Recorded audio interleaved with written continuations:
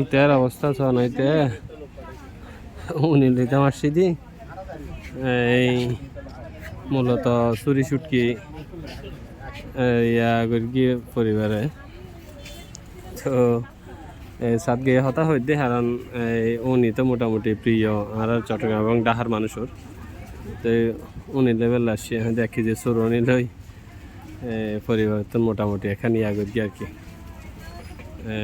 1 KG চুরি সুটকি আনিবার লাগে এখন ইটা হত দে চট্টগ্রামের মানুষ পচা ওরাই পচা মাছ খায় এখন ইতারে কি হয় তেমন বুঝার নয় দে 1 কেজি চুরনির দাম হত দে 2200 টাকা 1 কেজি লট্টনি হত দে বারমাই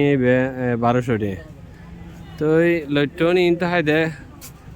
কোটিপতি লাখপতি তো এই চট্টগ্রামের মানুষ গিয়ে ধরা এখন সম্ভব না এখন ইতারে কি হয় মাথায় না ধরে আর